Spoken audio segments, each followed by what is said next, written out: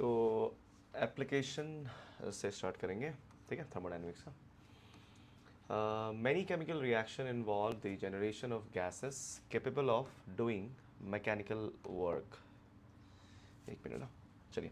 So many chemical reaction involve the generation of gases capable of doing mechanical work or the generation of heat. ठीक है, तो बेटा दो बातें कही गई है, ठीक है, दो बातें, ठीक है, कि ऐसे गैसेस बहुत सारे रिएक्शन आपके प्रोड्यूस कर सकते हैं जो कि मैकेनिकल वर्क कर सकते हैं, ठीक है, और साथ ही साथ यहाँ पे हीट भी जनरेट कर सकते हैं, ठीक है। It is important for us to quantify these changes and relate them to the change in the internal energy. तो हम क्या करेंगे बेटा, अब उन गैसेस की मैकेनिकल वर्क और जनरेशन ऑफ हीट की एबिलिटी से ये पता लगाएंगे कि इंटरनल एनर्जी में कितना चेंज आता है, ठीक है। तो पहले हम कहाँ से स्टार्ट करेंगे बेटा, वर्क से स्टार्ट करेंगे, ठीक है, चलिए। So first of all let us concentrate on the nature of work a system can do. तो अब हम बात करेंगे बेटा कि एक सिस्टम कैसा वर्क कर सकता है, हम पहले उसको देखते हैं, ठीक है। We will consider only mechanical work. हम यहाँ पे सिर्फ और सिर्फ मैकेनिकल वर्क की बात करेंगे, हम यहाँ पे इलेक्ट्रिकल वर्क की बात नहीं कर रहे, ठीक है। प्रेशर वॉल्यूम वर्क, हम यहाँ पे प्रेशर वॉल्यूम वर्क लेने वाले हैं बेटा, मतलब प्रेशर बढ़ाया वॉल्यूम कम हो गया, या फिर प्रेशर कम किया वॉल्यूम ज़्यादा हो गया, इस तरह से हम सारी चीज़ें बात करेंगे यहाँ पे। अब यहाँ पे एक्सटर्नल प्रेशर की अगर आपको बात करवाई जाएगी तो यहाँ पे याद है ना, एक्सटर्नल प्रेशर वो होगा जो हम खुद बाहर से लगाएंगे, ठीक है, और इंटरनल प्रेशर वो होगा जो गैस एक्सपैंड करते वक्त अपना प्रेशर एक्सर्ट करेगा, ठीक है। चलिए, for understanding pressure volume, for understanding pressure volume work, let us consider a cylinder which contains only 1 mole of an ideal gas fitted with a frictionless piston. तो हमने यहाँ पे बेटा एक apparatus लिया है, आपके सामने ये डायग्राम भी है, आप देख सकते हो बेटा। इसमें हमने क्या किया है, हमने 1 मोल का गैस भर दिया, ठीक है। हमने क्या कर दिया बेटा, 1 मोल की गैस यहाँ पे भर दी, 1 मोल, ठीक है, 1 मोल की गैस इसके अंदर आपने भर दिया है, और यहाँ से आपने प्रेशर एक्सटर्नल लगाना स्टार्ट कर दिया। आप जब इसको प्रेशर ऐसे दबाओगे तो क्या होगा बेटा, इसकी जो वॉल्यूम है वो घट जाएगी, मतलब प्रेशर बढ़ रहा है तो वॉल्यूम घट रहा है। तो ये बेसिकली क्या है बेटा, आपका ये आपका बॉयल्स का लॉ है, ठीक है, ये बॉयल्स लॉ है, जिसमें कि आप क्लियरली जानते हो कि प्रेशर के साथ, प्रेशर एक्सटर्नल के साथ वॉल्यूम जो है बेटा इनवर्सली प्रोपोर्शनल होता है। सही बात है, आपने प्रेशर बढ़ाया तो वॉल्यूम घटने लगा, ठीक है, बहुत ही सिंपल सी बात है। तो यहाँ पे देखिए total volume of the gas is V I. तो आप देख सकते हो बेटा कि ये V इनिशियल आपका क्या है बेटा, ये टोटल वॉल्यूम है, और pressure of the gas inside is P, मतलब कि इसके अंदर में जो प्रेशर है बेटा, ऑब्वियसली गैस है तो प्रेशर रहेगा, फ्लूइड के अंदर में प्रेशर होता ही है, तो इसके अंदर में आपका बेटा प्रेशर P है, ठीक है। अब हुआ क्या, if external pressure PEX which is greater than P, मतलब कि हमने क्या किया बेटा, हमने एक ऐसा प्रेशर इसके ऊपर अप्लाई करना स्टार्ट कर दिया जो कि ग्रेटर है आपके इंटरनल प्रेशर से, तो ये दबना चालू हो जाएगा, है कि नहीं। तो यहां पे देख सकते हो piston is moved inward till the pressure. अब यहां पे देखिए ये तब तक दबेगा, तब तक आप इसको दबाते रहोगे बेटा जब तक से दोनों प्रेशर क्या ना हो जाए बेटा, आपका बराबर ना हो जाए। तो यहां पे वही कहा गया है कि आप जब एक्सटर्नल प्रेशर जब लगाना स्टार्ट करोगे बेटा, तो यहां पे वही लिखा हुआ है कि आपका जो प्रेशर बाहर का है बिकम्स इक्वल टू PEX, है ना। तो आपका जो P है बेटा, जब तक से PEX के बराबर नहीं हो जाता तब तक वो पिस्टन दबेगा, दबता रहेगा, दबता रहेगा। And let this change be achieved in a single step and the final volume be VF। तो आप यहाँ पे देखिए बेटा, अब मैं आपको 2 कंडीशन दे रहा हूं, यहाँ पे ध्यान से समझना कि जब मेरी P कंडीशन थी, ये मतलब मेरा इनिशियल प्रेशर, ये इनिशियल प्रेशर, ठीक है। एक्सटर्नल प्रेशर आपका 0 था, ठीक है, एक्सटर्नल प्रेशर आपका 0 है, ठीक है। एक्सटर्नल प्रेशर आपका उस समय जब 0 था बेटा, तो उस समय मेरी वॉल्यूम कितनी थी बाबू, वॉल्यूम थी मेरी VI, ठीक है, VI थी, ठीक है। पर जब मैंने प्रेशर एक्सटर्नल लगाना स्टार्ट किया तो अब मेरी वॉल्यूम कितनी होगी बेटा, VF फाइनल हो जाएगी, ठीक है। और इस समय जो आपका प्रेशर नेट होगा वो मेरा क्या होगा बेटा, P एक्सटर्नल माइनस P होगा, है कि नहीं है, मतलब मैं इसको माइनस करके निकालूंगा जो भी कंडीशन आएगी मेरी, है ना। तो चलिए बेटा बात करते हैं यहाँ पे। तो देखिए बेटा ड्यूरिंग दिस कंप्रेशन, ये कंप्रेशन हो रहा है ना बाबू, हमने इसको कंप्रेस किया है, हमने दबाया है इसको, ठीक है। तो suppose piston moves a distance L, तो मतलब कि मान लीजिए कि हमारा जो पिस्टन था बेटा वो बेटा एल डिस्टेंस से मूव किया। आप देख सकते हो बेटा ये एल डिस्टेंस से यहां पर मूव कर रहा है, इसने एल डिस्टेंस से मूव किया। इसकी जो क्रॉस सेक्शन एरिया थी बेटा, अगर आप इसका ए ले लेते हो तो यहां पे जो भी वॉल्यूम आपका बदला है वो हमारा एल इंटू ए होना चाहिए। लेंथ इंटू एरिया ही आपका वॉल्यूम होता है, सही बात है ना, ये तो हमने पढ़ा है पहले भी। तो यहां पर वही कह रहे हैं बाबू कि during this compression suppose piston moves a distance L and is cross section area of the piston is A, then volume change that is L into A is equal to क्या होगा बेटा आपका del V। और ये del V किसके बराबर होना चाहिए बाबू, VF माइनस VI के बराबर होना चाहिए, क्योंकि VF जो वॉल्यूम है मेरी बेटा फाइनल वॉल्यूम वो माइनस VI वॉल्यूम, और ये क्या आना चाहिए बेटा आपका नेगेटिव आना चाहिए। अब ये नेगेटिव क्यों आना चाहिए बेटा, क्योंकि यहाँ पे कंप्रेशन हुआ है, वॉल्यूम घटा है ना, है कि नहीं, मतलब कि फाइनल वॉल्यूम इनिशियल वॉल्यूम से कम है, ठीक है। चलिए आगे बढ़ते हैं। वी ऑल्सो नो प्रेशर जो कि आपकी फोर्स अपॉन एरिया, ये भी हमारा तो फॉर्मूला ही है ना बेटा, फोर्स अपॉन एरिया होता है। तो हमने कहा their force on the piston क्या होगा बेटा, अगर आप इसको इधर फेंक दोगे प्रेशर इंटू एरिया हो जाएगा। तो हम जो प्रेशर बाहर से लगा रहे थे बेटा वो तो हमारा प्रेशर एक्सटर्नल था, इनटू क्या हो जाएगा बेटा आपका क्रॉस सेक्शन एरिया, तो वो मेरा हो जाएगा बेटा फोर्स। क्या हो जाएगा बेटा फोर्स। अब आप मुझे बताइए वर्क डन का फॉर्मूला क्या होता है, तो आपने कहा सर वर्क डन का फॉर्मूला तो हमारा फोर्स इंटू क्या होता है बेटा डिस्टेंस होता है। अब फोर्स की वैल्यू आपने पी ई एक्स इंटू ए निकाल दिया, और जो आपका डिस्टेंस जिससे मूव किया था बेटा वो तो एल था। तो अब आप जानते हो बेटा कि ए इंटू एल क्या था बेटा आपका चेंज इन वॉल्यूम था, और चेंज इन वॉल्यूम क्या था बेटा VF माइनस VI था। और इसमें हमने माइनस इसलिए लगाया क्यों, क्योंकि आप जानते हो कि प्रेशर की वजह से वॉल्यूम कम हो गया, ठीक है बेटा। तो ये प्रेशर कर क्या रहा है बेटा, ये आपके वॉल्यूम को गिरा रहा है, ठीक है। तो मैं फिर भी आपको यहां पर एक बार फिर से दिखाना चाहता हूं कि यहां पे हुआ क्या है बेटा कि चेंज इन वॉल्यूम जो था बेटा वो मेरा VF माइनस VI था, एंड ऑब्वियसली इसके सामने मुझे माइनस सिंबल लगाना पड़ेगा क्योंकि ये घट रहा है। दूसरी बात मैंने आपको क्या कहा बेटा कि प्रेशर का जो फॉर्मूला होता है प्रेशर एक्सटर्नल, वो आपका फोर्स अपॉन एरिया हो जाएगा, और अगर हम फोर्स निकालने जाएं तो फोर्स की value P external into area हो जाएगा।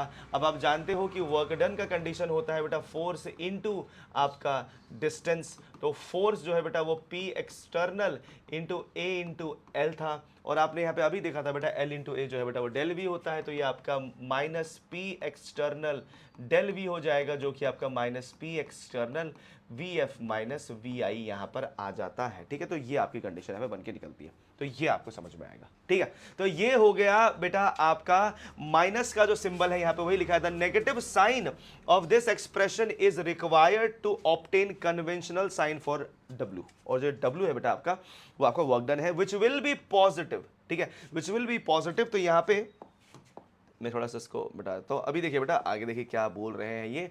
अब यहाँ पे ये कह रहे हैं कि it indicates that in the case of compression work done is on the system. तो आप यहाँ पे देख लीजिए बेटा it indicates that in the case of compression work is done on the system, है ना। अभी सिस्टम को आपने दबाया, सिस्टम को आप दबा रहे हो तो ऑब्वियसली वर्क डन सिस्टम के ऊपर किया जा रहा है।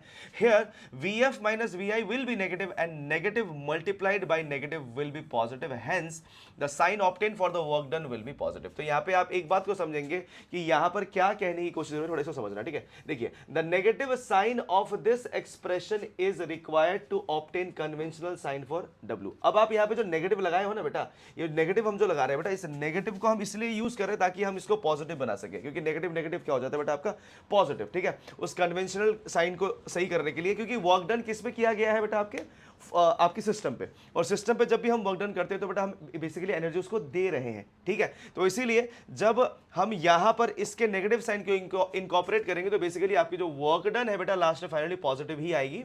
If the pressure is not constant at every stage of compression but changes in number of finite steps, work done on the gas will be summed over all the steps and will be equal to minus summation of P del V। अब यहाँ पे ये कहा गया कि बेटा pressure जो था ना बेटा, प्रेशर आपका इक्वल नहीं है। अब यहाँ पे देखिए बेटा, समझाना चाहता हूँ मैं आपको, ये देखिएगा कि अगर मान लीजिए कि आपका जो प्रेशर है बेटा हर जगह पे अलग अलग है, हर एक पॉइंट पे अलग है, ठीक है, यहाँ पे अलग है, यहाँ पे अलग है, यहाँ पे, यहाँ पे, यहाँ पे, यहाँ पे, यहाँ पे, यहाँ पे, हर जगह अलग अलग है। तो सर फिर तब क्या करें सर, तब कैसे हम कर सकते हैं, कब तब कैसे फाइंड कर सकते हैं? तो हमने क्या सर, यहाँ पे P1 था, यहाँ पे P2, यहाँ पे P3, यहाँ पे P4, यहाँ पे P5 है ना। आप देख सकते हो कि जैसे जैसे प्रेशर गिर रहा है वॉल्यूम आपका बढ़ रहा है, इन्वर्सली प्रोपोर्शनल होता है ना, इसलिए, है कि नहीं। तो आपको मैं ये कह रहा हूँ कि हर जगह पे प्रेशर अलग है, यहाँ पे प्रेशर आपका P6। तो आप देख सकते हो कि सर ऐसे कंडीशन में क्या करें, तो ऐसे कंडीशन में हम करते क्या है बेटा, हम सारे प्रेशर का समेशन ले लेते हैं, समेशन ऑफ प्रेशर। अब प्रेशर का समेशन लेंगे तो क्या होगा बेटा, P1 plus P2 plus P3 से लेकर कहाँ तक बेटा, आपने लिखा P6 तक लिखा, और उसके बाद इसको मल्टीप्लाई कर दिया डेल V के साथ, माइनस आगे रखते हुए। तो आप देख सकते हो बेटा, तो ये कंडीशन आपको क्लियरली समझ में आएगी कि यहाँ पर हमने क्या किया, हमने बेसिकली प्रेशर का समेशन कर दिया है। ये सारे प्रेशर क्या हो रहे हैं बेटा, ऐड हो रहे हैं, ऐड कर दिया, और ये कंडीशन आपकी यहाँ पे फुलफिल हो पाती है। तो समेशन ऑफ, तो आप देख सकते हो minus summation of P del V यहाँ पर फॉर्म हो जाता है। और जो ये कंडीशन है बेटा, ये कंडीशन ये बताता है कि अगर प्रेशर आपका बदल रहा हो, अगर प्रेशर आपका बदल रहा हो, वेरिएबल प्रेशर हो, तो तब हम इसको minus summation of P del V से भी फाइंड कर सकते हैं, ठीक है। तो इसी कंडीशन को थोड़ा ध्यान में रखना, ये से भी आप वर्क डन इसका निकाल सकते हो। तो आगे देखते हैं बेटा, नेक्स्ट क्या बताया गया है। नेक्स्ट आपके पास यहाँ पे कंडीशन है, if the pressure is not constant but changes during the process such that it is always infinitesimally very very small, ठीक है। आप देख सकते हो यहाँ पे कि आपको बोला गया है कि जो प्रेशर है बेटा, आपका प्रेशर बहुत बहुत ज्यादा आपका ये जो है बेटा बहुत छोटे छोटे वे में आपका बदल रहा है, ठीक है। बहुत ही मतलब कि इसमें आप देख सकते हो, ये वाला ग्राफ देख लीजिए, इसमें आपको अब समझ नहीं आ रहा है कि प्रेशर कहाँ बदल रहा है ना। इसमें आप कैसे आप पता कर सकते हो कि प्रेशर कहाँ पे क्या है ना, ये एकदम लीनियर नहीं, मतलब कर्व वे में आपका नीचे गिर रहा है। तो कर्व वे में जब ये ऐसे नीचे गिरता है तो सर ऐसे सिचुएशन में क्या होगा, तो ऐसे सिचुएशन में आपको क्या करना पड़ेगा बेटा, इसमें आपको इंटीग्रेशन लगाना पड़ेगा। तो आप यहाँ पे देख सकते हो बेटा, यहाँ पे कंडीशन क्या थी, यहाँ पे आप क्लियरली दिख रहा था ना कि यहाँ पे कौन सी प्रेशर कहाँ पे क्या है, क्योंकि ये देखिए यहाँ से यहाँ तक कॉन्स्टेंट प्रेशर है, झट से गिरा कॉन्स्टेंट, झट से गिरा कॉन्स्टेंट, झट से गिरा कॉन्स्टेंट, झट से गिरा कॉन्स्टेंट, झट से गिरा। तो यहाँ पे ये आप देख सकते हो कि यहाँ पे मल्टीपल टाइम में लगभग आपकी कांस्टेंट प्रेशर है, पर यहाँ पे देखिए बेटा, यहाँ पे तो कंटिन्यूअसली गिर रहा है ना, कंटिन्यूअसली गिरे जा रहा है, गिरे जा रहा है, गिरे जा रहा है। तो यहाँ पे आपको क्या करना पड़ेगा बेटा, इंटीग्रेशन करना पड़ेगा। यहाँ पे आपका समेशन काम नहीं कर सकता, ठीक है। तो इसके लिए हम लोग क्या करेंगे बाबू, इसके लिए हम लोग यहाँ पे लगाएंगे आपका इनिशियल से फाइनल, जो आपकी कंडीशन है सीधा वो लगा देंगे, ठीक है। आप देख सकते हो वॉल्यूम इनिशियल से वॉल्यूम फाइनल। तो हमने क्या किया बेटा, यहाँ सीधा आपके इस पॉइंट से इस पॉइंट तक की इसकी सारी वॉल्यूम हमने ले ली। तो ये आपकी फाइनल वॉल्यूम है और ये आपका इनिशियल वॉल्यूम, मतलब कि प्रेशर बढ़ रहा है, ऐसे कि ग्राफ ऐसे ऊपर की तरफ जा रहा है, ठीक है। तो आप देख रहे हो बेटा कि प्रेशर धीरे धीरे धीरे धीरे बढ़ रहा है, बढ़ रहा है, बढ़ रहा है, और बढ़ते बढ़ते यहाँ तक पहुंचा है।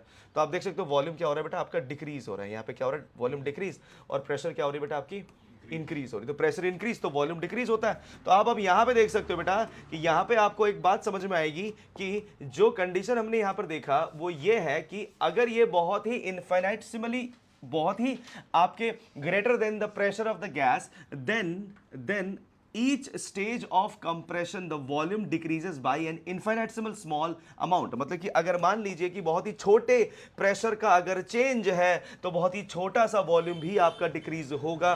इन such a case we can calculate the work done on the gas by the relation work done is equal to minus integration of VI से VF PE P external DX। अब P एक्सटर्नल आपका constant रख दिया हमने, ठीक है। और change क्या हो रहा है बेटा, आपका वॉल्यूम, क्योंकि वॉल्यूम आपका बदल रहा है इसलिए वॉल्यूम के आगे DV रखा हुआ है, ठीक है। तो इसलिए हमने क्या कहा बेटा कि work done is equal to minus PEX integration of DV VI VF। तो इसको आप क्या लिख देंगे बेटा, माइनस PEX ब्रैकेट V, आप यहाँ पे अपर लिमिट और लोअर लिमिट लगा दिए तो VI और VF आएगा, और फाइनली ये बेटा वही बन जाएगा minus P external bracket VF minus VI। तो ये आपका इंटीग्रेशन का फॉर्म यहाँ पर फाइनली खुलता ये इस तरह से है, ठीक है। तो इस तरह से आप इसको लिख सकते हो। अब यहाँ पे देखिए बेटा आगे क्या बोल रहा है, here P external at each stage is equal to P internal plus DP। अब यहाँ पे इसका मतलब क्या है बेटा, है ना, ये इसका मतलब क्या कह रहा है कि सर ये जो है ना बेटा, ये इसका मतलब क्या हो गया। देखिए बेटा हर एक स्टेज में जैसे जैसे आपका यहाँ पर, जैसे मान लीजिए मैं पिस्टन यहाँ पे भी ड्रॉ करके आपको दिखाता हूँ। ये मान लीजिए ये आपकी पिस्टन है, ठीक है, ये आपने यहाँ पे ड्रॉ किया, यहाँ से आपने इसको दबाना स्टार्ट किया, यहाँ से आपने इसको P एक्सटर्नल लगाना स्टार्ट किया, ठीक है। जैसे जैसे आप इसको दबा रहे हो बेटा, तो इसके अंदर पहले P था, क्या था बेटा, बेटा P था, ठीक है। अब ये जैसे जैसे आप इसको दबाओगे तो होगा क्या, बाहर से अगर प्रेशर इसके ऊपर बढ़ेगा तो अंदर की प्रेशर भी क्या होगी, बढ़ने लगेगी, क्योंकि अंदर की प्रेशर भी आपकी बढ़ती है। तो यहाँ पे क्या होता है बेटा कि यहाँ पे धीरे धीरे आपको चेंज देखने को मिलता है, ठीक है। यहाँ पे आपको धीरे धीरे एक चेंज आपको देखने को मिलता है, जो कि आप कुछ इस तरह से देखते हो, जो कि आपका डीपी के फॉर्म में आपको देखने को मिलेगा, ठीक है। आपने यहाँ से प्रेशर लगाया तो यहाँ पे हर एक पॉइंट पे कितना चेंज आएगा बेटा, डीपी चेंज आएगा। आप इसको यहाँ से यहाँ तक ले गए तो फिर इसमें और डीपी बढ़ जाएगा, और जितना दबाते रहोगे तो ये आपका उसी टाइम्स मल्टीप्लाई होता रहेगा और बढ़ता रहेगा, ठीक है। तो यहाँ पे वही कहा गया है कि जैसे जैसे आप इसको लगाते जाओगे, आपका जो P इंटरनल है वो डीपी टाइम्स धीरे धीरे बढ़ता रहेगा। इन केस ऑफ कंप्रेशन, ये कंप्रेशन के केस में होगा, ठीक है। आप जितना दबाते रहोगे अंदर का प्रेशर भी बढ़ता रहेगा। तो यहां पर एक चीज आप डायरेक्टली बोल सकते हो कि सर इसका मतलब ये हो गया कि जब मैंने यहां से प्रेशर लगाया और ये पिस्टन मान लीजिए अपने फाइनल स्टेज पे पहुंच चुका है, ठीक है, तो तब भी आपका P एक्सटर्नल किसके बराबर होगा बेटा, P इंटरनल प्लस डीपी के बराबर होना चाहिए, क्योंकि जो भी चेंज आपके प्रेशर में आया है वो आपको एक्सटर्नल से पता चलेगा। जैसे एग्जाम्पल ले लीजिए ना, अगर मान लीजिए कि अगर ऊपर से एक सामान जो है बेटा, एक भारी सामान रखा गया है, ठीक है, अब नीचे हमने एक डंडा लगा रखा है, ठीक है। अब हमने कहा कि ये डंडा इसको होल्ड नहीं कर पाएगा, ये सामान जैसे जैसे आप लाने स्टार्ट करोगे इसके ऊपर, तो इसके नीचे का डंडा भी आपको इंक्रीज करना पड़ेगा ना, है कि नहीं। तो इससे होगा क्या बेटा, इसको सपोर्ट मिलेगा, ठीक है। जैसे जैसे आपका यहाँ पे इसका फोर्स बढ़ने लगेगा, इसका वेट बढ़ने लगेगा, नीचे का डंडा भी आपको इंक्रीज करना पड़ेगा। तो उसी तरह से यहाँ भी वही हो रहा है बेटा, जैसे जैसे आप प्रेशर अंदर की तरफ लगाना स्टार्ट करोगे तो अंदर वाले को भी बाहर की तरफ उतना ही प्रेशर लगाना पड़ेगा, अदरवाइज ये कंप्लीटली क्या हो जाएगा बेटा, आपका शट डाउन हो जाएगा। इसीलिए यहाँ पे फाइनली क्या बोला गया था बेटा कि यहाँ वो तब तक दबेगा जब तक से वो किसके बराबर ना हो जाए बेटा, हाँ जी, एक्सटर्नल प्रेशर के बराबर ना हो जाए, इसीलिए ये आपका बदलता रहता है। चलिए अब बात करेंगे बेटा, चलो ये तो सारा कंप्रेशन का कहानी हो गया, कंप्रेशन खत्म। अब हम बात करेंगे बेटा कि तब क्या होगा जब एक्सपेंशन हो रहा है। तो हमने कहा बेटा in an expansion process under similar condition the external pressure is always less than the pressure of the system. Obviously उल्टा होना चाहिए ना, है कि नहीं। तो अब क्या होगा बेटा कि यहां पर जैसे कंप्रेशन के केस में क्या हुआ, कंप्रेशन में आपने देखा क्या कि P एक्सटर्नल जो था बेटा वो P प्लस डीपी था, मतलब कि P इंटरनल प्लस डीपी होगा। बट जब आप इसको एक्सपेंशन में लाओगे बेटा, इसको एक्सपैंड करोगे, तो P एक्सटर्नल जो होगा बेटा आपका वो हमेशा P इंटरनल से कम होगा, ठीक है। सॉरी डीपी लिखना है, मैं PD लिख दिया, डीपी, ठीक है। P एक्सटर्नल से क्या होगा बेटा, ये कम होगा। तो आप क्लियरली देख सकते हो कि P एक्सटर्नल हमेशा आपके डीपी वैल्यू से घटता रहता है, ठीक है। तो आप देख सकते हो अब यहाँ पे क्या हुआ बेटा कि आपने अब यहां पर P एक्सटर्नल देखा, तो P एक्सटर्नल आपको कितना मिल रहा है बेटा, P एक्सटर्नल आपको मिल रहा है बेटा P इंटरनल माइनस डीपी मिल रहा है। In general case we can write, अब जनरल केस का मतलब क्या होता है बेटा, एक्सपेंशन भी हो सकता है, कंप्रेशन भी हो सकता है। तो जनरल केस में आप क्या लिखते हैं बेटा कि P एक्सपेंशन जो होता है बेटा ये हमेशा प्लस माइनस P इंटरनल और डीपी के बराबर होता है। और ये कैसे समझ में आएगा आपको बेटा, ये ऐसे कि अगर मान लीजिए कि हमारा जो गैस है अगर इसको आपने एक्सपेंड किया तो आप यहां पर माइनस यूज कर लोगे, और अगर आप इसे कंप्रेस किया तो आप इसको प्लस यूज कर लोगे, ठीक है। तो यहां पे इसीलिए इसको बोलते हैं बेटा जनरल केस। क्या बोलते हैं बेटा इसको हम लोग, general case, general condition for, है ना, जनरल कंडीशन। और यही आपके रियल लाइफ में भी एग्जिस्ट करता है कि गैसेस एक्सपेंड भी होती हैं और गैसेस कंप्रेस भी होती हैं। तो और इसी को हम लोग क्या कहते हैं बेटा, such process are called reversible process. और एक्सपेंशन होना या कंप्रेस होना ये दोनों आपका रिवर्सिबल कंडीशन ही तो है ना। तो इसीलिए इस कंडीशन को बेटा हम लोग कहते हैं बेटा रिवर्सिबल कंडीशन। चलिए तो अब हम यहाँ पे रिवर्सिबल प्रोसेस क्या होता है थोड़ा समझने की कोशिश करते हैं, ठीक है बेटा। चलिए तो स्टार्ट करते हैं। तो सबसे पहले देखिए क्या बताया गया है, a process or change is said to be reversible.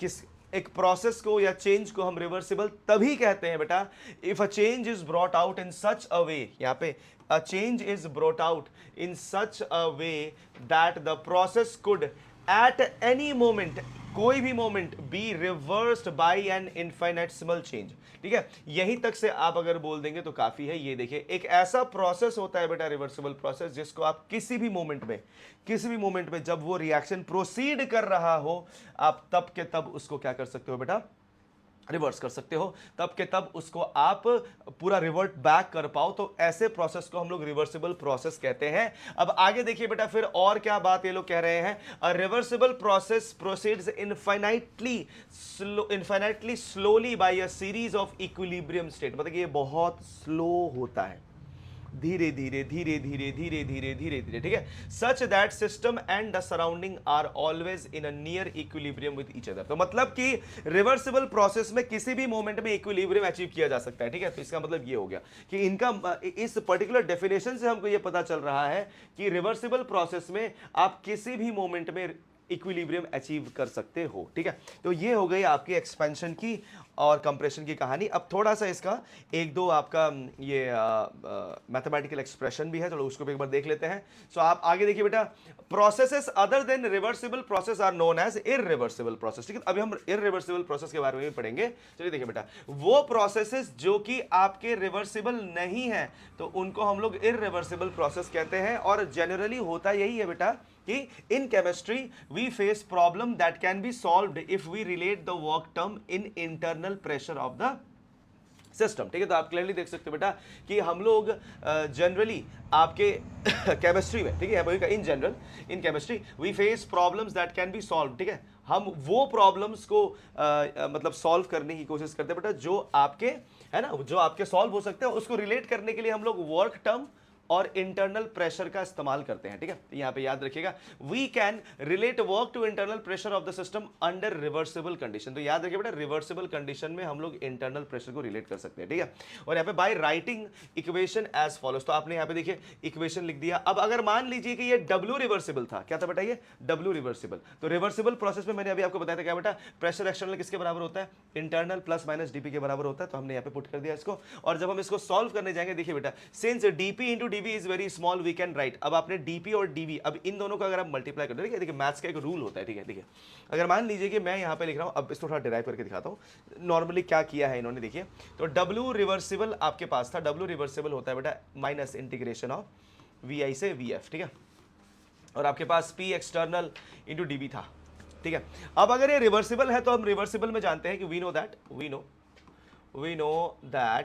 For reversible condition आप जानते हो कि P एक्सटर्नल जो होता है बेटा वो आपके P internal plus minus DP के बराबर होता है, ठीक है। इसको आपने यहां डाल दिया, तो डब्ल्यू रिवर्सिबल आपको क्या मिला, integration minus integration of V I से वी एफ, और यहाँ पे आ जाएगा बेटा P internal plus minus D P bracket D V. But आप जब इसको मल्टीप्लाई करोगे ना बेटा तो ये क्या निकल के आता है, देखिए तो ये निकल के आता है बेटा W reversible equals to minus integration of V I से V F P internal D V और प्लस माइनस आपका डीपी इंटू डीवी बचता है, ठीक है।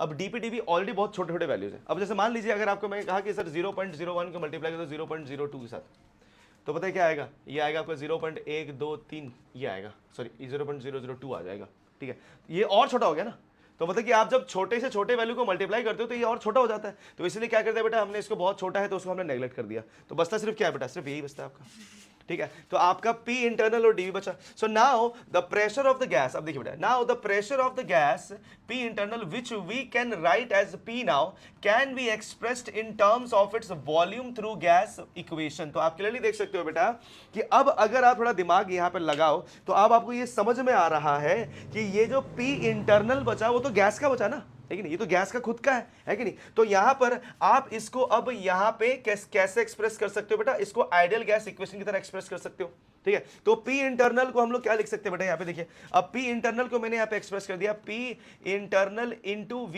Is equal to NRT।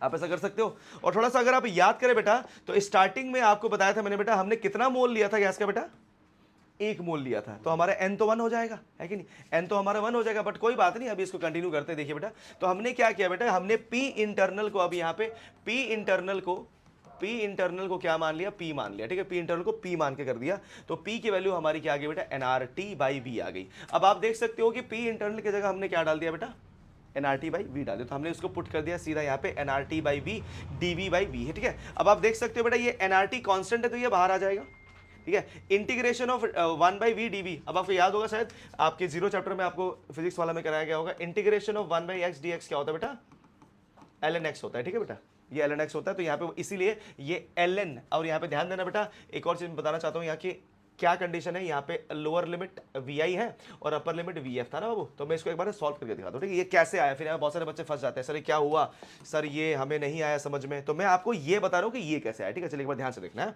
देखिए सबसे पहली चीज अगर आप यहाँ पे देखें तो हमारे पास जो कंडीशन है W रिवर्सिबल जो है आपके पास, वो था minus integration of P dv, और यहाँ पे था आपका vi से vf, ठीक है। क्योंकि मैं ये p इसे लिख रहा हूँ क्योंकि मैंने अभी बताया था आपको बेटा कि अब मैं p इंटरनल को क्या लिखने वाला हूँ, p इंटरनल के बाद मैं p ले लूंगा, ठीक है। अभी देखिए बेटा क्या हुआ। तो w रिवर्सिबल की अगर बात करी जाए, ठीक है, w रिवर्सिबल की अगर बात करी जाए तो w रिवर्सिबल के कंडीशन में आपको यहाँ पर ये समझने को मिलता है कि जो आपका माइनस इंटीग्रेशन ऑफ vi से vf है, p की जगह आप क्या लिख सकते हो बेटा, p की जगह लिख सकते हो nRT by V D V आप लिख सकते हो, ठीक है।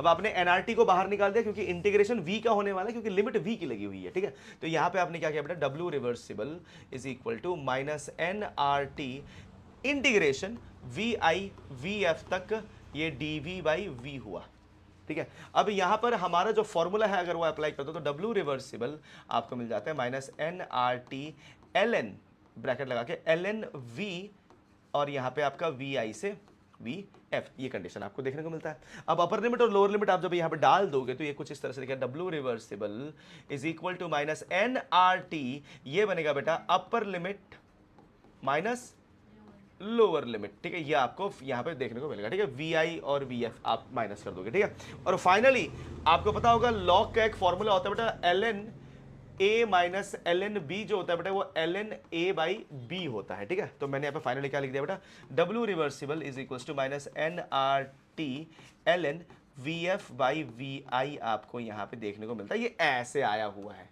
ठीक है। आप देख रहे हो ना, ये सेम चीज वहां पे आ गया, ठीक है। तो ये ऐसे आपका आता है। तो यहां पर हमने बेसिकली क्या किया, इंटीग्रेशन कर दिया, और फाइनली आप देख सकते हो बेटा जो ln होता है ना बेटा, लॉग नेचुरल, इसकी वैल्यू होती है ln जो होती है बेटा ये 2.303 लॉग के बराबर होता है। और ये जो लॉग है बेटा इसका बेस आपका 10 है। क्या है बेटा, 10, क्योंकि यहां पर ये जो ln था ना बेटा इसका बेस e था, बट ई वाले बेस पे तो हम लोग काम नहीं करेंगे, हम तो बेस 10 में काम करना पड़ेगा, तो इसलिए इसको बदल के हम लोग ऐसा बनाते हैं। तो ये आपका W रिवर्सिबल आता है, ठीक है। चलिए यहां तक पहुंच गए, तो अब मैं क्या करता हूं बेटा, मैं एक बार ना आपको ना ये सारा चीज लिख के दिखा देता हूं, ठीक है, सो दैट कि आप लोगों को है ना समझ में आए कि हम लोग कर क्या रहे थे, कहां से स्टार्ट हुआ था, है ना, सब कुछ एक बार फिर से देख लेते, ठीक है। हाँ चलो ठीक है, स्टार्ट करते हैं। तो सबसे पहले बेटा आज की जो टॉपिक हमने स्टार्ट करी थी बेटा वो वर्क से शुरू करी थी, है ना। वर्क में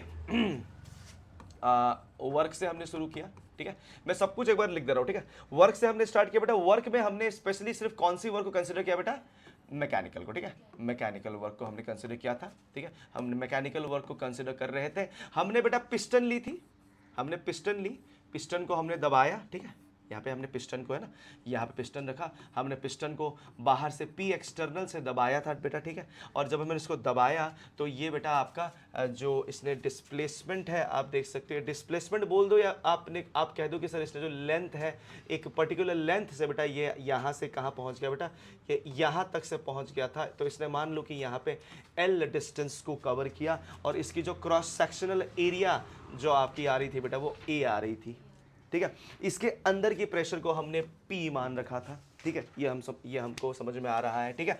तो हमने ये कहा कि चलो ठीक है कि इसको हमने दबाया, ये इतने से दबा, तो यहाँ पे जो चेंज इन वॉल्यूम जो आपका आया था बेटा वो क्या आया था, लेंथ इनटू एरिया, है कि नहीं, इतना हमारा आ रहा था। बहुत बढ़िया। तो हमने ये कहा कि चलो सर हमें डेल भी तो पता चल गया। अब हमने कहा कि सर तो फिर जो यहाँ पर हमारा प्रेशर है, आपका प्रेशर एक्सटर्नल यहाँ पे लगा हुआ था, तो हमने कहा कि सर अगर हम प्रेशर की बात करें, प्रेशर एक्सटर्नल की बात करें, तो वो होता है बेटा फोर्स अपॉन एरिया। बढ़िया है ना, फोर्स अपॉन एरिया होता है, ठीक है।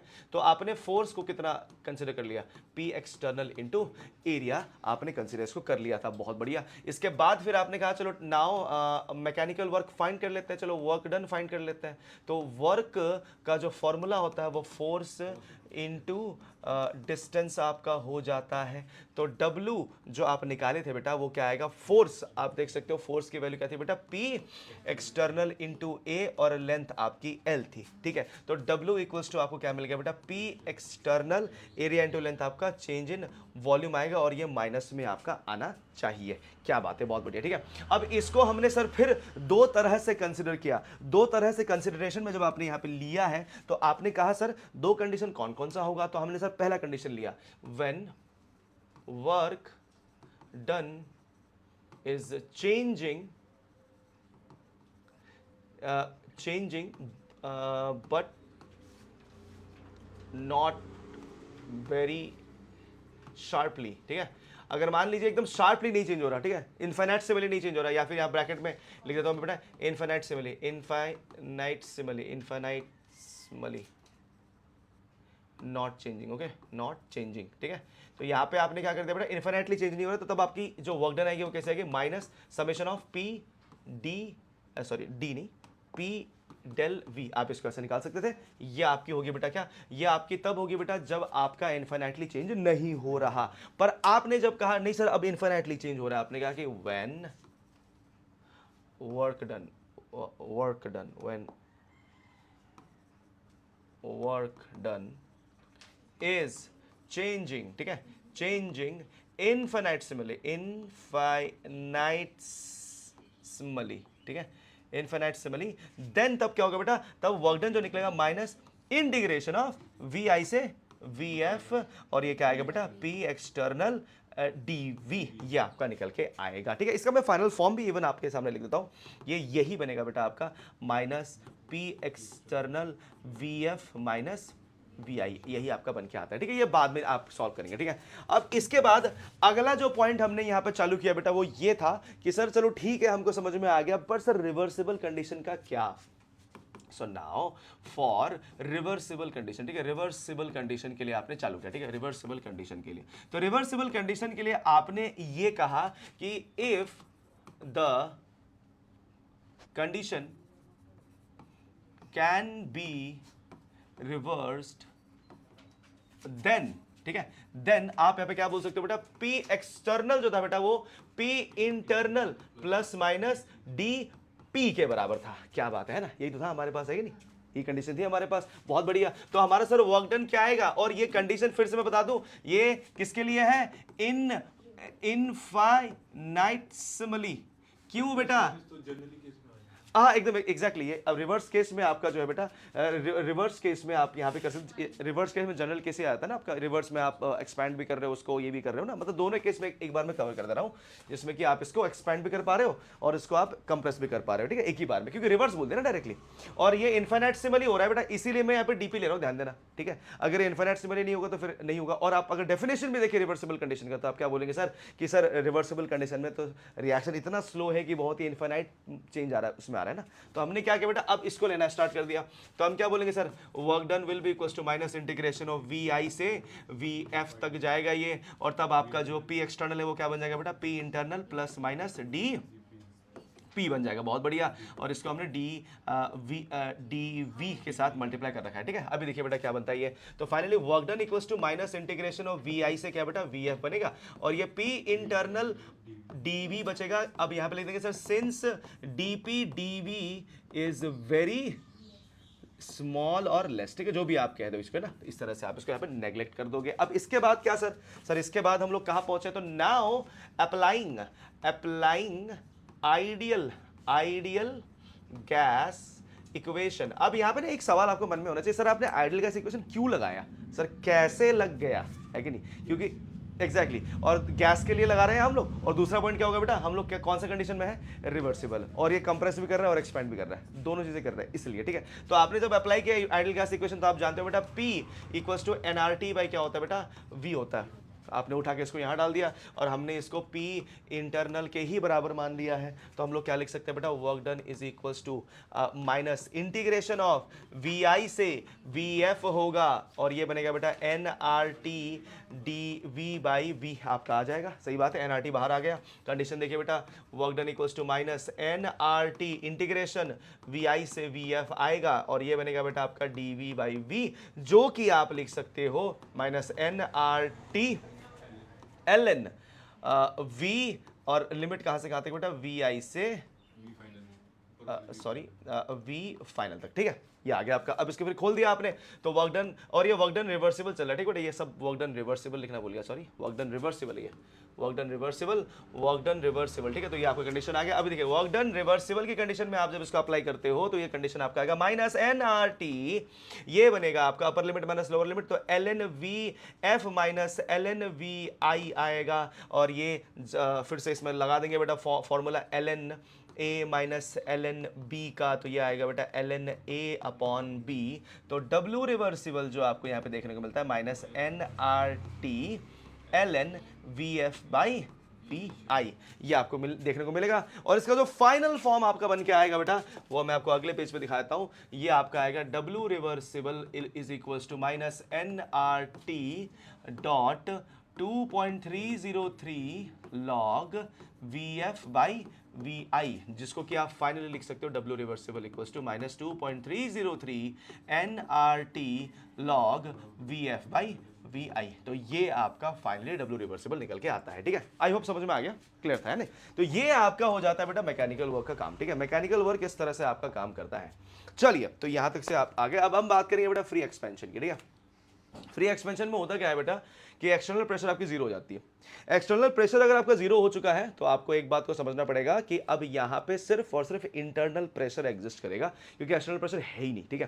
तो यहां पे देखिए इट्स कॉल्ड फ्री एक्सपेंशन, तो यहां पे वही बताया गया बेटा expansion of a gas in vacuum that is P expansion P external equal to zero is free, is called the free expansion. इसको हम लोग फ्री एक्सपेंशन कहते हैं। कभी कभी पूछ लेते हैं कि फ्री एक्सपेंशन क्या है बाबू, है ना, व्हाट इज फ्री एक्सपेंशन, कभी कभी ना ये ना सवाल डाल देते हैं। तो यहाँ पे आपको ये कहना पड़ेगा बेटा कि ये जब कोई भी गैस आपके वैक्यूम में एक्सपैंड करता है और वहां पे एक्सटर्नल प्रेशर आपका जीरो होता है तो उसी को हम लोग फ्री एक्सपेंशन कहते हैं, ठीक है।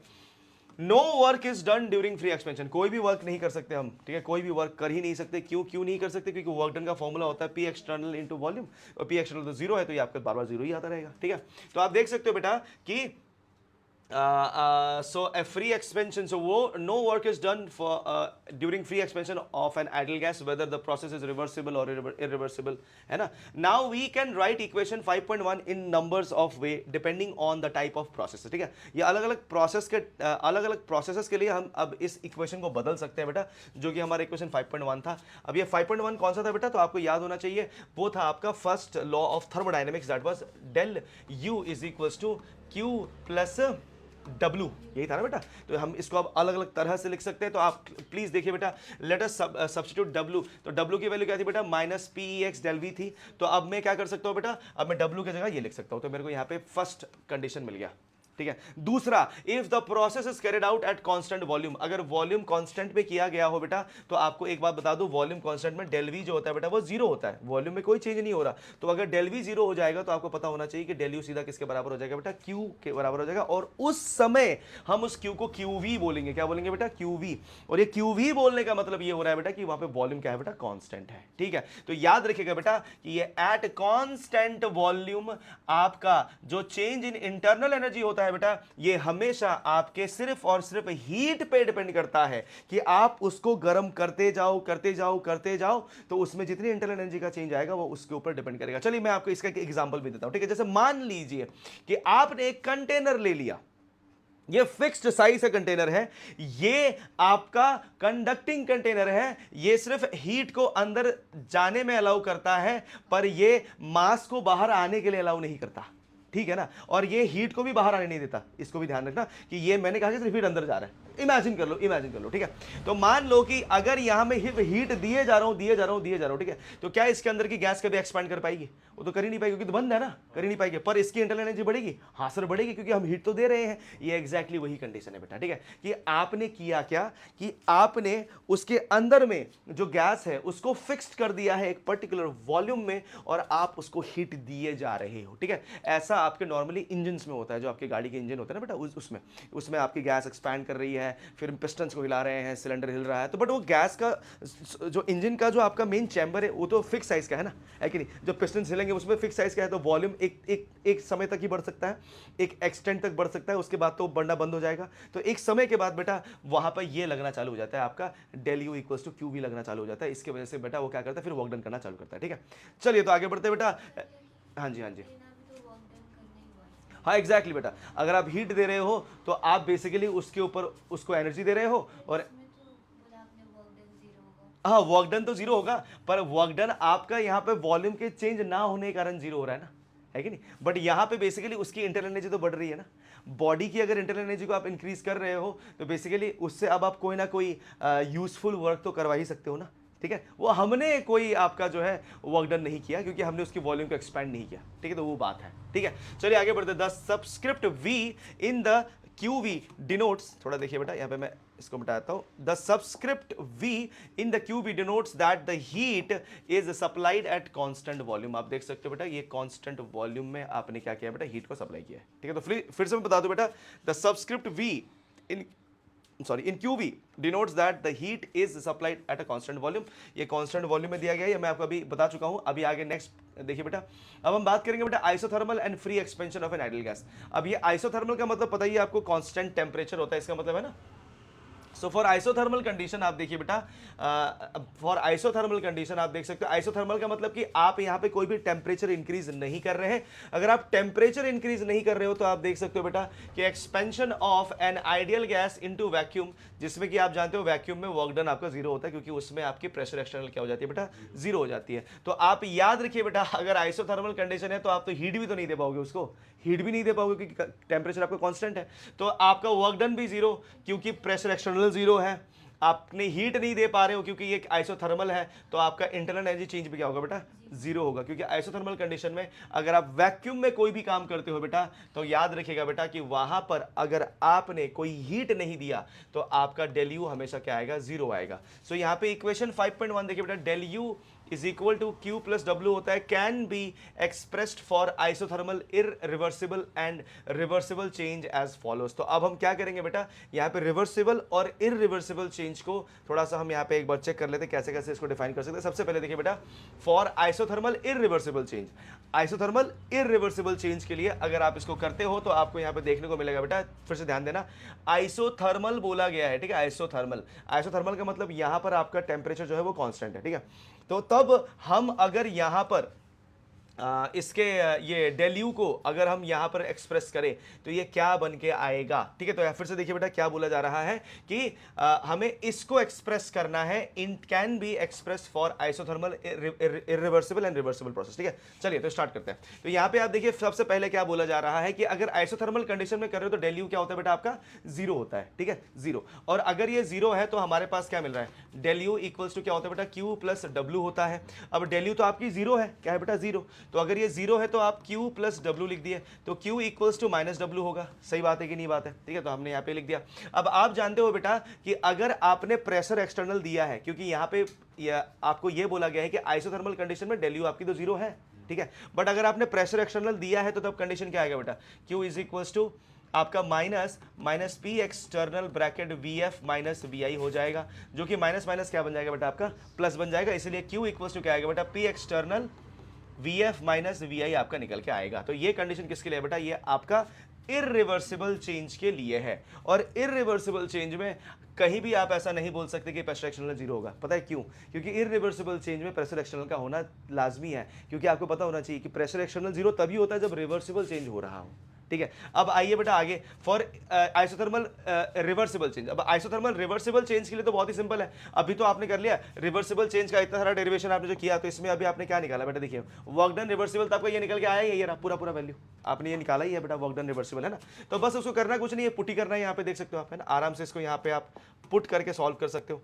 अगर आप यहाँ पर देखें तो आपको समझ में आएगा कि अगर आप यहाँ पे आइसोथर्मल रिवर्सिबल चेंज की बात करोगे तो कंडीशन क्या बन के आएगी बेटा, Q is equals to minus W, फिर से बनता ही है आपका, तो Q इक्वल्स टू आपका माइनस माइनस प्लस हो जाएगा, तो ये बन जाएगा आपका NRT ln VF by VI बन जाएगा। अभी आप डिराइव कर चुके हो आगे, और आपका Q इक्वल्स टू क्या आ जाएगा बेटा, 2.303 log, sorry NRT log, exactly NRT log VF by VI आपका ये आएगा, ठीक है। तो ये कंडीशन आपको यहां पर देखने को मिलता है बेटा, ये आपका हो जाता है फॉर आपका आइसोथर्मल रिवर्सिबल चेंज। और इस कंडीशन में यहां पे क्या बोला गया है कि अगर मान लीजिए कि एडियाबैटिक चेंज है, तो एडियाबैटिक चेंज में तो आपको पता ही है कि हीट ट्रांसफर नहीं हो सकता, तो इसलिए क्यू आपका जीरो हो जाएगा। उस समय आपको यह बात समझना पड़ेगा कि जो डेल यू होगा वो किसके बराबर होगा बेटा, आपके डब्ल्यू एडियाबैटिक के बराबर होगा। मतलब कि एडियाबैटिक चेंज में आपको समझ में आएगा कि डेल यू जो होता है वो हमेशा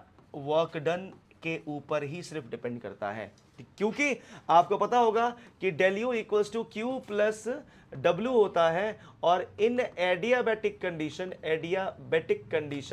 क्यू जो है बेटा वो जीरो होता है, तो आपको डेल यू किसके बराबर मिल जाता है, डब्ल्यू, और इसको हम लोग एडियाबैटिक लिख सकते हैं, ठीक है। तो ये वर्क डन एडियाबैटिक के बराबर हो जाता है। तो आई होप आप लोग को ये पूरा का पूरा जो एप्लीकेशन है समझ में आया होगा। ये बहुत ही अच्छा एप्लीकेशन था, ठीक है। इट्स वेरी वेरी इंपॉर्टेंट, आपको समझना बहुत बहुत जरूरी है, ठीक है। अभी चलिए अब आगे बढ़ते हैं बेटा। ये आपको मैंने 3 कंडीशन में बता दिया। यहाँ पे एक क्वेश्चन आपके सामने आ रहा है, क्वेश्चन एक बार चेक कर लीजिए क्या बोल रहा है। 2 litres of an ideal gas at pressure of 10 ATM, 10 ATM का प्रेशर बेटा, एक्सपेंड्स आइसोथर्मली मतलब कि टेम्परेचर आपका फिक्स्ड है, at 25 degree Celsius into a vacuum until its volume is 10 litres. तो ये जब तक से 10 लीटर का नहीं हो गया, तो आप क्लियरली देख सकते हो बेटा ये 2 लीटर का था, कहाँ तक एक्सपेंड किया बेटा, 10 लीटर्स तक एक्सपेंड किया, ठीक है। और टेम्परेचर इसकी फिक्स कर दी 25 डिग्री सेल्सियस में, और प्रेशर जो है बेटा वो 10 ATM का है, ठीक है, 10 ATM का है, ठीक है। और यहाँ पे देखिए बेटा, so how much heat is absorbed and how much work is done in the expansion. तो अरे बहुत ही सिंपल सी बात है, बेवकूफ़ी वाली बात करें। देखो अगर मान लीजिए कि ये आइसोथर्मल है तो हीट कैसे एब्जॉर्ब करेगा, है ना, क्योंकि आप तो टेम्परेचर को चेंज नहीं कर रहे ना, तो यहाँ पे हीट एब्जॉर्ब तो सीधा क्या हो जाएगा बेटा, जीरो हो जाएगा। अब देखिए बेटा आगे, अब अगर and how much work is done in the expansion. अब अगर मान लीजिए आइसोथर्मल कंडीशन है, तो यहाँ पे आइसोथर्मल कंडीशन में तो एक्सपेंड करता ही नहीं है, नहीं है कि नहीं, करेगा ही नहीं है, ठीक है। तो आपका यहाँ पर क्या हो जाएगा, और ऊपर से वैक्यूम बोल दिया है, तो प्रेशर एक्सटर्नली आपका जीरो है, वैक्यूम में तो प्रेशर एक्सटर्नली जीरो होता है, तो आपका वर्क डन भी नहीं होगा और कोई हीट भी एब्जॉर्ब नहीं करेगा। तो इसलिए आपका यहाँ पे no work is done, no heat is absorb. चलिए आगे बढ़ते हैं नेक्स्ट। हाँ, ये कंडीशन पॉसिबल ही नहीं होगी कि अगर ये कह रहे हैं कि ये 2 लीटर से 10 लीटर हुआ है, तो पता नहीं वो अपने आप ही शायद हुआ, ये फ्री एक्सपेंशन हो सकता है, ठीक है। फ्री एक्सपेंशन में ऐसा किया जा सकता है कि फ्री एक्सपेंशन में 2 लीटर से 10 लीटर तक एक्सपेंड कर गया, बट वहाँ पे कोई भी वर्क डन नहीं हो रहा, ठीक है। चलिए आगे बढ़ते हैं बेटा। नेक्स्ट केस क्या है आपके पास, नेक्स्ट केस है कि consider the same expansion but this time against a constant external pressure 1 ATM। तो अब हमने सेम एक्सपेंशन कंसीडर किया, पर यहां पर आपका एक कांस्टेंट एक्सटर्नल प्रेशर आपका 1 ATM का लगा हुआ था। तो आप अब बताएंगे कि कैसे ये होगा, ठीक है। तो इस समय मैं फिर से बता दूं बेटा, अगर आइसोथर्मल कंडीशन है तो आइसोथर्मल कंडीशन में डेल यू तो आपका जीरो हो जाएगा, डेल यू आपका कंडीशन जीरो हो गया। तो उस समय हमने कहा कि सर कांस्टेंट एक्सटर्नल प्रेशर लगा हुआ था, तो आप Q equals to minus W का कंडीशन यहाँ पे लगाएंगे, ठीक है। ये तो हुआ ही होगा। आपको निकालना क्या है, तो आपने कहा सर मुझे निकालना है यहाँ पर कि वर्क कितना हुआ है ना, वर्क डन कितना हुआ है, हमें वही निकालना है, ठीक है। चलिए तो वर्क डन निकालने के लिए हम लोग कंडीशन क्या लेंगे बेटा, वर्क डन निकालने के लिए कंडीशन जो हम यहाँ पे ले रहे हैं बेटा, हमने कहा कि Q equals to minus W है। अब W को हम P एक्सटर्नल इंटू 8 लिख पाए, क्योंकि ये इतने का चेंज आया है, ठीक है। और आप देख सकते हो प्रेशर एक्सटर्नल कॉन्स्टेंटली कितना है, 1 ATM का है। तो आपने क्या कर दिया बेटा, सिंपल, तो Q is equals to 1 into कितने का चेंज आ रहा था बेटा, 8 का, तो आप लिख देंगे बेटा Q इक्वल्स टू 8 लीटर पर 8 लीटर इन ATM है ना, 8 लीटर ATM आपका ये देखने को आपको मिलता है, ठीक है। चलिए नेक्स्ट क्वेश्चन देखिए बेटा, अगला question, consider the expansion given in the problem 5.2, इसमें आ गया बेटा, और फॉर 1 मोल हमें n मिल गया 1 मोल बेटा for an ideal gas conducted reversibly. अब ये रिवर्सिबली हुआ है बेटा, तो रिवर्सिबल कंडीशन में आपको पता ही होना चाहिए Q इक्वल्स टू क्या होता है बेटा, Q इक्वल्स टू आपका बन जाएगा ये 2.303 NRT log VF by VI ना बेटा। अभी देखिए बेटा, तो Q इक्वल्स टू 2.303 इंटू आपका n कितना है बेटा, n तो 1 है क्योंकि बोला है ना बेटा 1 मोल है, ठीक है, इंटू R कितना होता है बेटा। अब यहाँ पे ध्यान देना, अब आपका ATM में है, ये किस में बेटा, एटीएम, तो एटीएम में बेसिकली कितना होता है बेटा, एटीएम में ये लेते हैं, ठीक है बेटा 0.8206, ठीक है। बट अगर ये बार में होता, पास्कल में होता, तो अब हम लेते हैं 8.314 लेते हैं, ठीक है। अब वो आपका वेरी करता है कंडीशन के हिसाब से।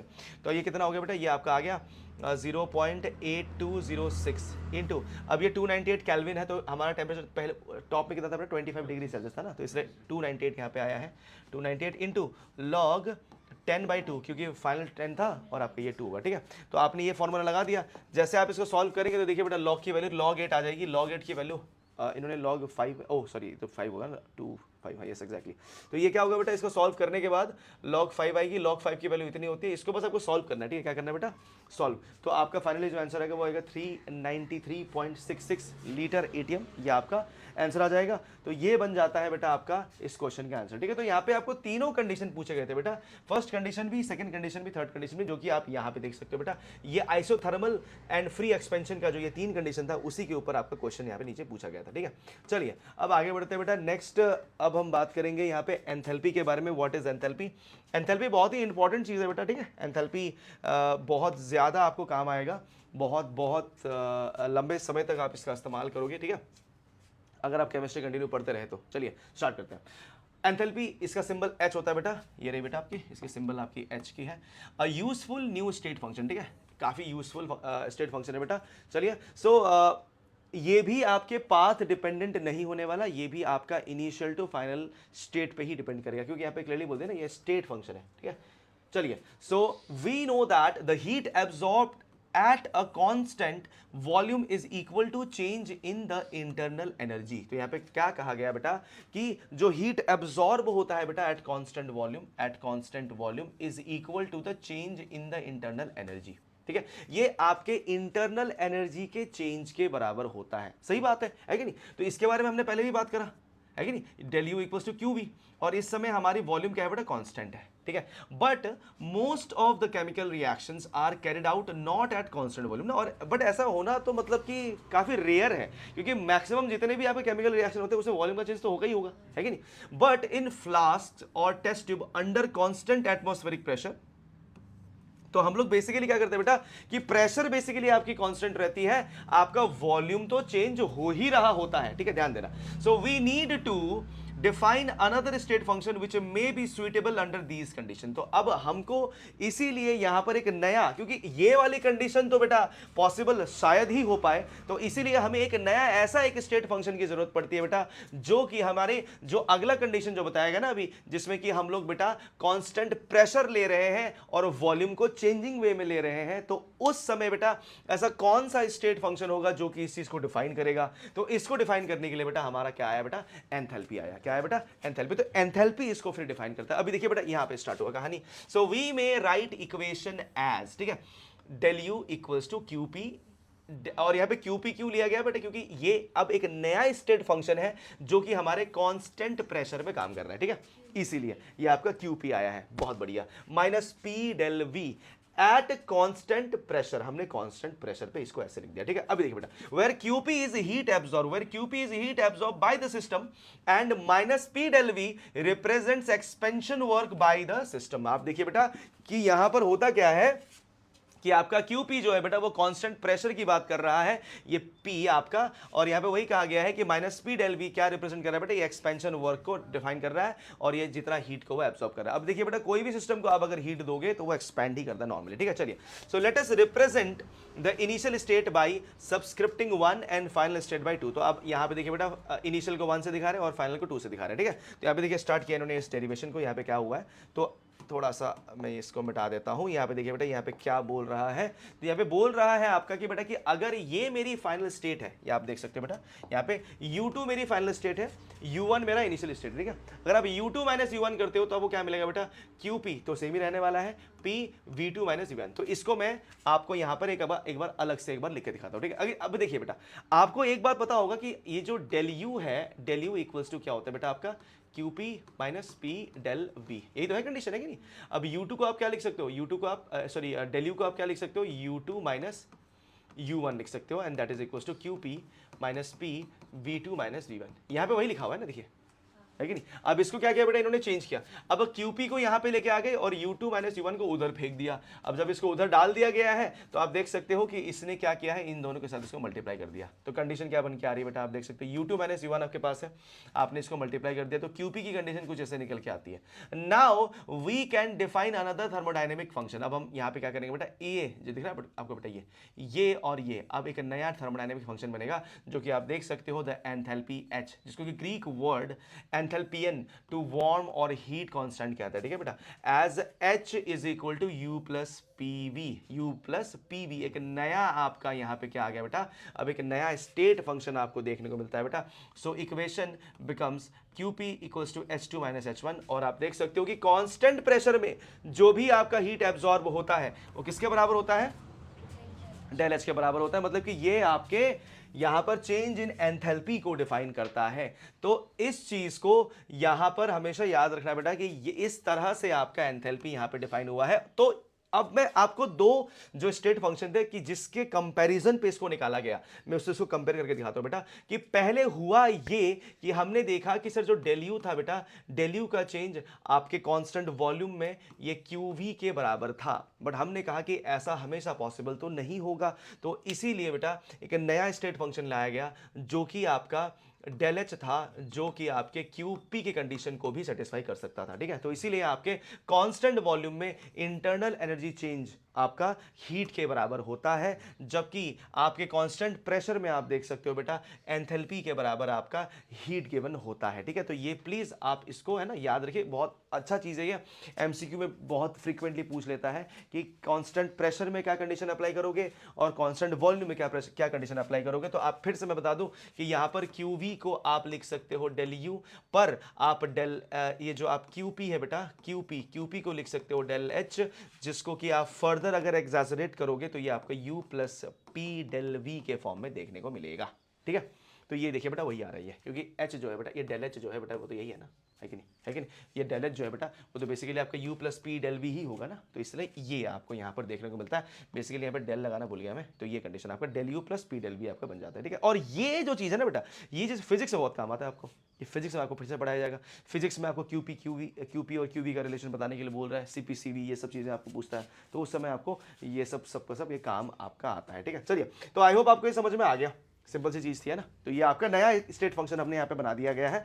अब क्या करेंगे बेटा, इसके ऊपर थोड़ा सा और काम करेंगे, ठीक है। और इसको क्या किस फॉर्म में और गैसेस के कंडीशन में किस तरह से देख सकते थे। Although Q is a path dependent function, याद रखिएगा बेटा Q पाथ डिपेंडेंट होता है बेटा। Q जो है ना बेटा पाथ डिपेंडेंट है, ये आपका कभी भी ना स्टेट फंक्शन या स्टेट वेरिएबल में नहीं गिना जाता, ठीक है। हीट याद रखिएगा, H इज बट भले ही Q आपका पाथ डिपेंडेंट है, पर H is a state function because it depends on U P and V। तो आप देख सकते हैं बेटा कि H जो है बेटा वो आपका ये है स्टेट फंक्शन है। क्यों? क्योंकि ये U P और V के ऊपर डिपेंड करता है, क्योंकि H की वैल्यू क्या होती है बेटा, U प्लस PV होती है, और ये तीनों के तीनों ही आपके क्या है बेटा, स्टेट फंक्शन है, जो कि ऑब्वियसली आपके H को डिफाइन कर रहे हैं। तो इसलिए ये आपका क्या बन जाता है बेटा, ये आपका स्टेट फंक्शन बन जाता है। चलिए अब आगे बढ़ते हैं बेटा next. Therefore del H is independent of path, del H भी क्या होता है बेटा, इंडिपेंडेंट ऑफ पाथ होता है। Hence QP is also independent of path, इसीलिए आपका QP भी इंडिपेंडेंट ऑफ पाथ बन जाता है। भले ही आप याद रखना बेटा Q जो है बेटा पाथ डिपेंडेंट है, पर ये डेल H के बराबर होने के कारण ये भी पाथ से इंडिपेंडेंट हो जाता है, और ये आपका स्टेट वेरिएबल बन जाता है। चलिए आगे बढ़ते हैं। For finite change at constant pressure we can write equation del H equals to del U plus P del V। Since P is constant, we can write del H equals to del U plus P del V। तो ये हमारा general condition है जो जब finite change की बात हो रही हो। It is important to note that when heat is absorbed by the system at constant pressure, ध्यान देना बेटा, ठीक है। It is important to note that when heat is absorbed by the system at constant pressure, we are actually measuring change in the enthalpy। तो basically हम लोग करते क्या है बेटा कि जब कांस्टेंट प्रेशर में कोई भी बॉडी हीट एब्जॉर्ब कर रही होती है, कोई भी सिस्टम अगर हीट एब्जॉर्ब कर रही होती है, तो बेसिकली हम उस समय एंथैल्पी कैलकुलेट कर रहे होते हैं, क्योंकि आपको अभी बता दिया गया है कि heat absorb at constant pressure is always equal to change in enthalpy, ठीक है। अभी आगे बढ़ते बेटा, नेक्स्ट आगे क्या बताया जा रहा है कि remember del H is equals to QP and heat absorbed by the system at constant pressure सो यहाँ पे देखिए बेटा del H is negative for exothermic reaction. Del H हमेशा क्या होगा बेटा आपका नेगेटिव होगा एक्सोथर्मिक रिएक्शन के लिए, क्योंकि आपको पता होना चाहिए कि तब जो हीट है बेटा वो सिस्टम से इवॉल्व हो जाती है, बाहर निकल जाती है, इसीलिए ये हमेशा आपका नेगेटिव आएगा during the reaction. And del H is positive for endothermic reaction, क्योंकि यहां पर आपका जो हीट है बेटा वो एब्जॉर्ब कर लिया जाता है बाय द सिस्टम। ठीक है, बहुत बढ़िया, आगे बढ़ते हैं। At constant volume del V is equal to 0, तो उस समय क्या होगा बेटा del U equals to Q V होगा। And therefore equation 5.8 becomes del H equals to del U equals to Q V. ठीक है, तो ये कंडीशन आपका यहां पे निकल के आएगा। और वो किस कंडीशन में होगा बेटा, जब आपकी वॉल्यूम 0 होगी। क्योंकि देखिए बेटा फिर से मैं आपको पूरा एक बार एक जस्ट स्निपेट लेके दिखाता हूं। देखिए कि अभी आपने देखा था बेटा डेल यू क्या था बेटा, डेल यू आपके क्यू वी के बराबर था। ठीक है, ये आपकी कांस्टेंट वॉल्यूम का कंडीशन है। आपने कहा कि सर डेल एच की कंडीशन है del U plus P del V, था कि नहीं था बेटा, है कि नहीं। और आपने ये कहा कि सर डेल वी तो आपका 0 है, तो आपका तब डेल एच भी किसके बराबर हो गया, डेल यू के ही बराबर हो गया, है ना। तब ये तीनों के तीनों एक दूसरे के बराबर हो जाते हैं, इसलिए आपको देखने को मिलता है del H is equals to del U is equals to Q V. तो ये कंडीशन आपको इस तरह से सेटिस्फाई हो जाता है। ठीक है, और ये कब होता है बेटा, जब वॉल्यूम कांस्टेंट हो, वॉल्यूम का चेंज आपका कांस्टेंट है, तभी ऐसा हो पाएगा। ठीक है, चलिए। So the difference between del H and del U is not usually significant for system consisting of only solids and और लिक्विड्स। ठीक है, तो यहाँ पे देख रहा है बेटा कि सॉलिड्स और लिक्विड का अगर आपका सिस्टम है तो इसमें मतलब कि उतना कोई डिफरेंस नहीं है। पर once you are now studying the studying for gases, तो उसमें काफी बड़ा चेंज आता है। ठीक है, तो देखिए बेटा solids and liquid do not suffer any significant volume change upon heating ना, मतलब उतना कोई significant change ये लोग ना एक्सपीरियंस नहीं करते। पर गैस ना भैया, गैस बहुत बहुत significant change दिखाता है। देखिए the difference however become significant when gases are involved। gases अगर आप ले लो ना बेटा तो बहुत significant change आता है, स्पेशली आप जब भी ना थर्मोडायनेमिक्स की पढ़ाई करते हो तो